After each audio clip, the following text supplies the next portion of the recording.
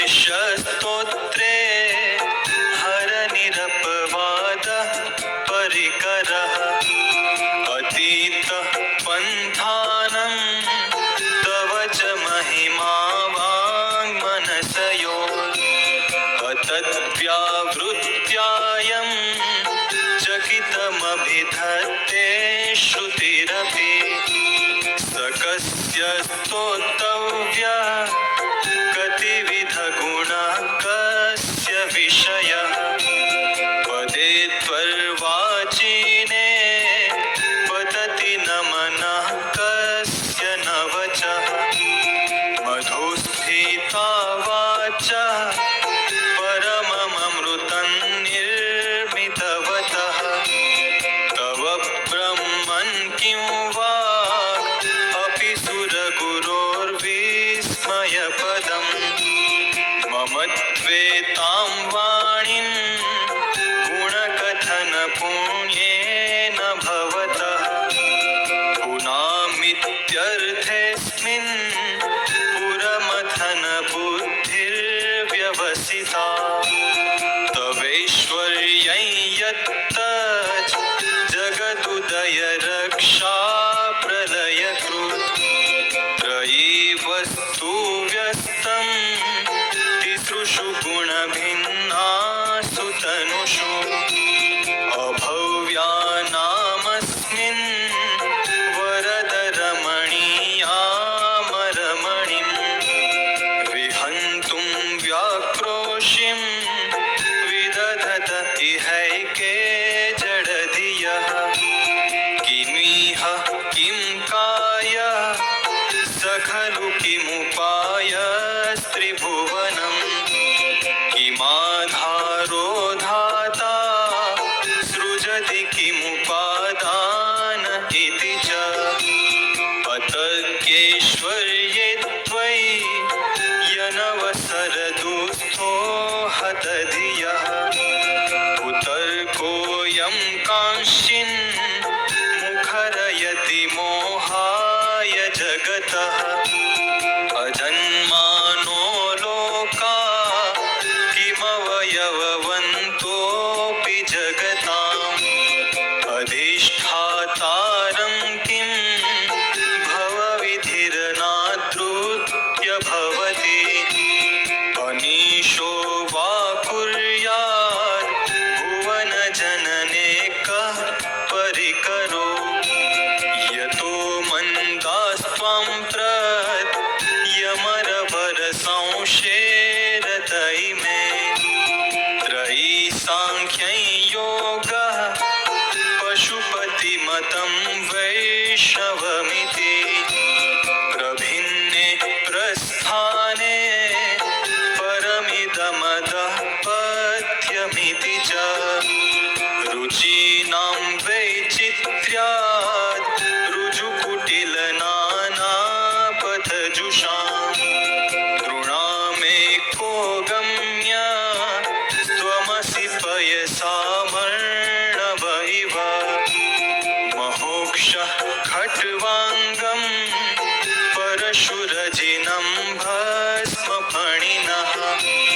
कपालं चेति यत् तव वरदतन्त्रोपकरणं सुरास्तां तां वृद्धिं दधति तु भवद्भूप्रणिहितां न हि स्वात्मा रामं विषयमृगतृष्णा भ्रमयति ध्रुवं कश्चित् सर्वं सकलमपरस्त्वध्रुवमिदं परो ध्रुव्याध्रुव्ये जगति गदति व्यस्तविषये समस्तेऽप्येतस्मिन् पुरमथनतेर्विस्मित इव स्तुवन् जिह्वेमि त्वां न खलु ननु दृष्टा मुखरता तवैश्वर्यं यत्नाद् यदुपरि विरिञ्चिर्हरिरधः परिच्छेतुं याता वनल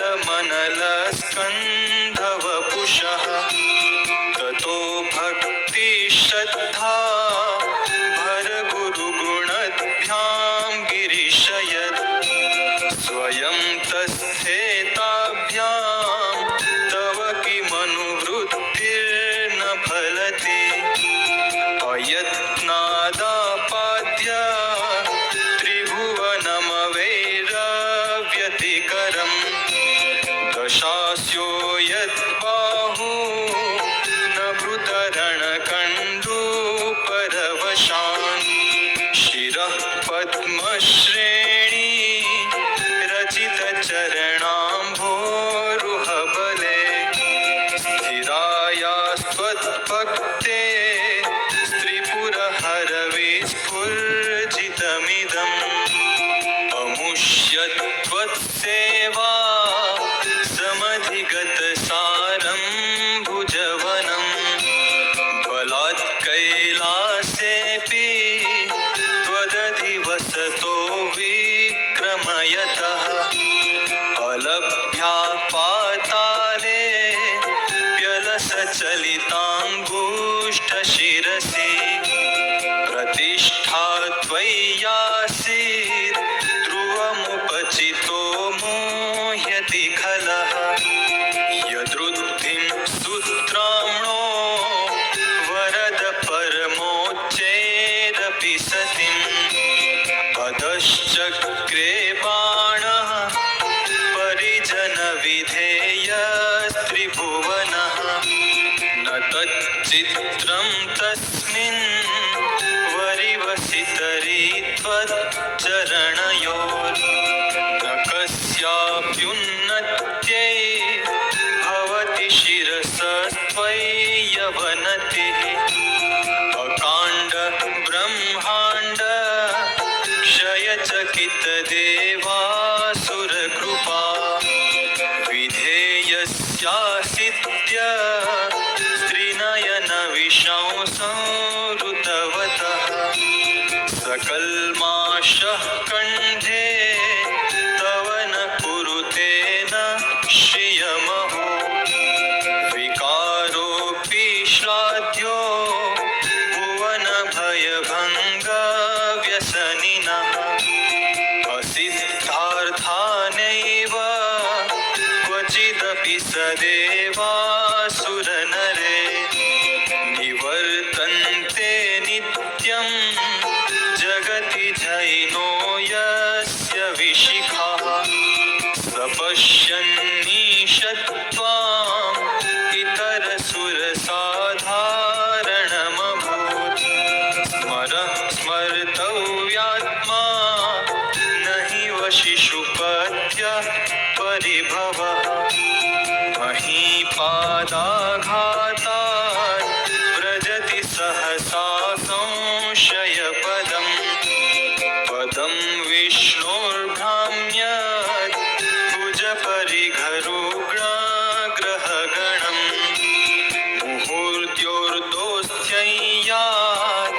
यनिभृतजटाताडिततटा जगद्रक्षायै त्वं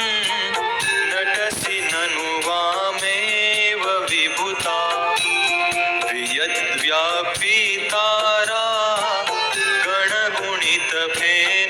गणगुणितफेनोद्गमरुचिः प्रवाहो वाराह्यः कुशतलघुदृष्टा शिरसि ते जगद्द्वीपाकारं जलधिवलयन्तेन कृतमिति अनेनैवोन्नेयं द्रुतमहिमदिव्यं तव वपुः रथः क्षोणीयन्ता शतधृतिरगेन्द्रो धनुरथो रथाङ्गे चन्द्रार्को रथचरणपाणिः शर इति दिदक्षोस्ते कोऽयं त्रिपुरतृणमाडम्बरविधि विधेये क्रीडन्त्यो न खलु परतन्त्रा प्रभुधियः हरिस्ते साहस्रं कमलबलिमाधाय पदयो यदेको नेतस्मिन्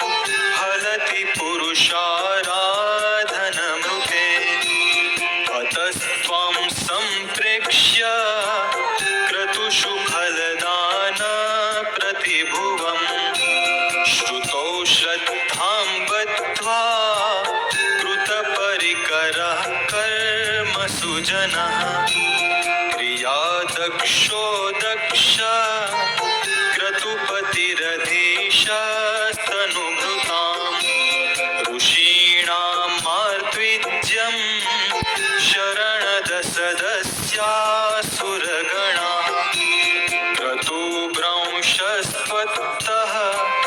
क्रतुफलविधानव्यसनिनो ध्रुवं कर्तुः श्रद्धा विधुरमभिचाराय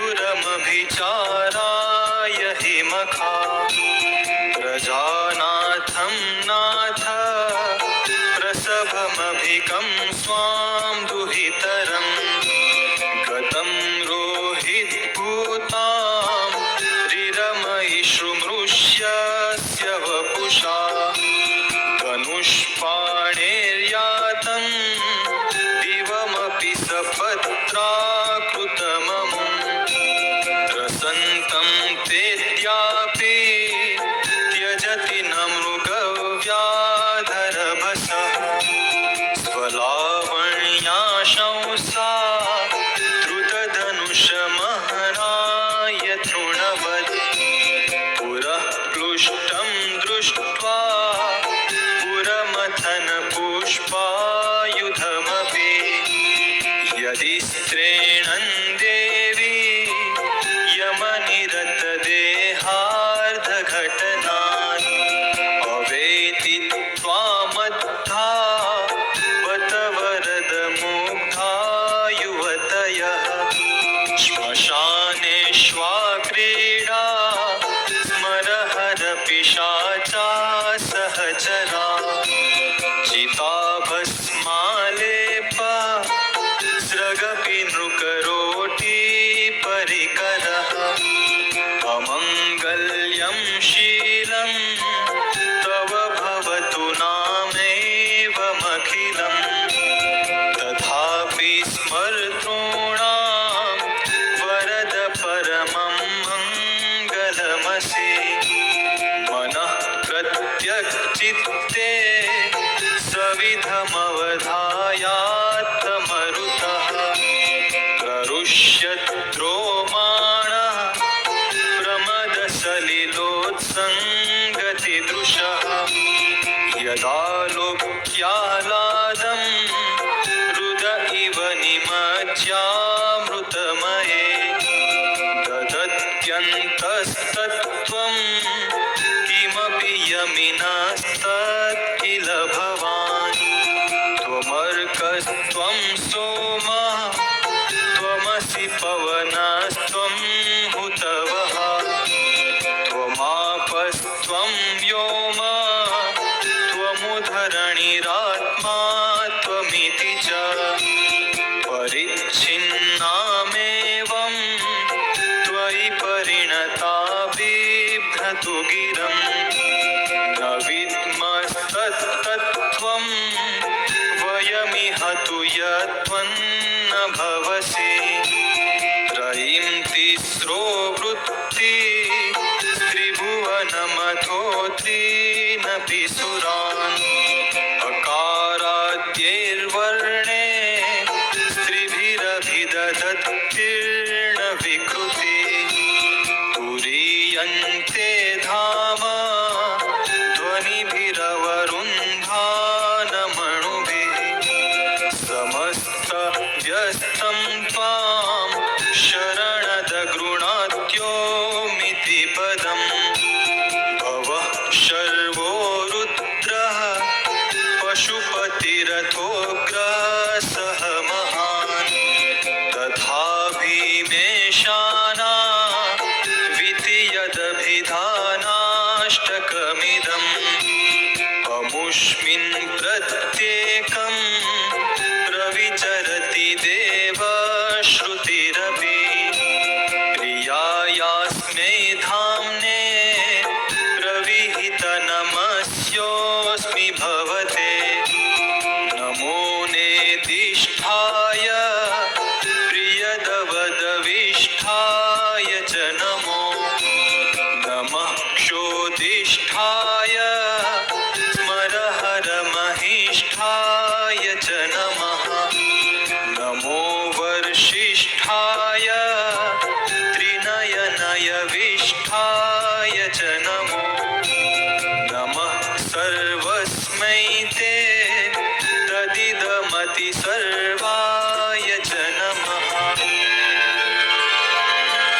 बहुलरजसे विश्वोत्पत्तौ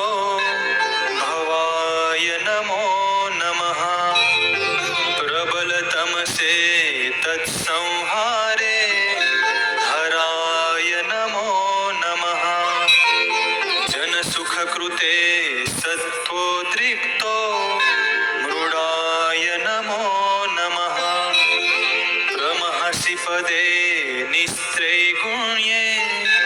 शिवाय नमो नमः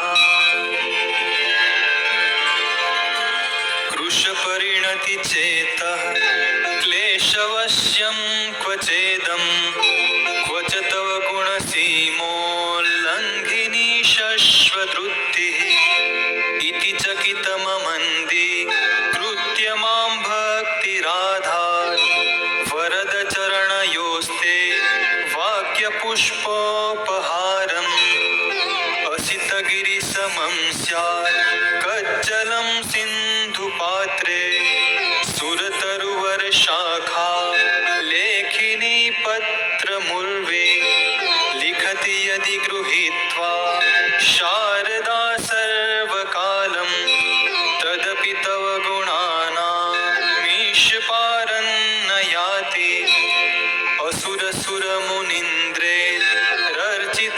असुरसुरमुनीन्द्रैरर्चितस्येन्दुमौले ग्रथितगुणमहिम्नो निर्गुणस्येश्वरस्य सकलगणवरिष्ठः पुष्पदन्ताभिधानो रुचिरमलधुवृत्ते स्तोत्रमेतच्चकार अहरहर नवद्यं दुर्जटे स्तोत्रमेतत् पठति परमभक्त्या शुद्धचित्तः पुमान्यः स भवति शिवलोके रुद्रतुल्यस्तथात्र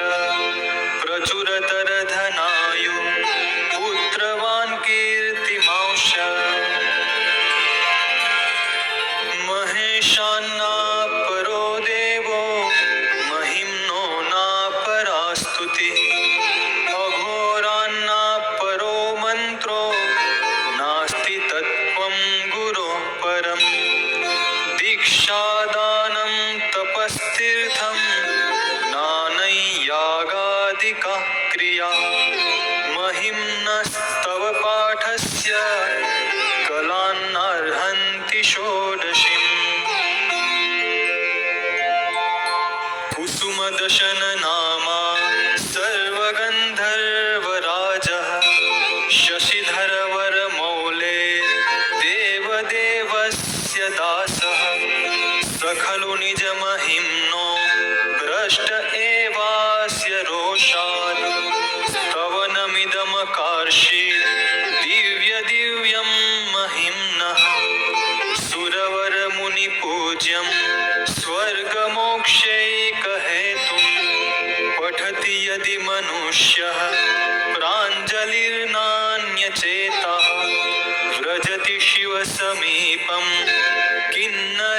किन्नरैस्तूयमानः स्तवनमिदममोघं पुष्पदन्तप्रणीतम् आसमाप्तमिदं स्तोत्रं पुण्यं गन्धर्वभाषितम् अनौपम्यं मनोहारि सर्वमीश्वरवर्णनम् इत्येषा वाङ्मयी पूजा श्रीमच्छङ्करपादयोः अर्पिता तेन देवेशः प्रीयतां मे सदा शिवः तव तत्त्वं न जानामि कीदृशोऽसि महेश्वर यादृशोऽसि महादेव तादृशाय नमो नमः एककालं द्विकालं वा त्रिकालं यः पठेन्नरः सर्वपापविनिर्मुक्तः शिवलोके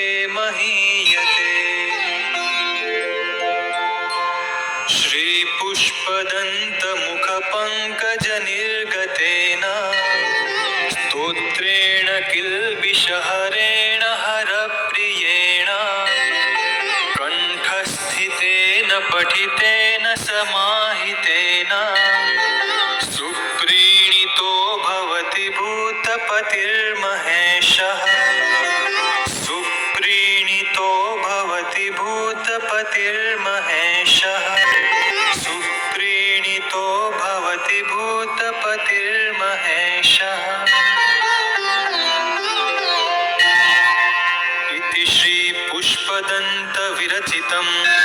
शिवमहिम्न स्तोत्रम्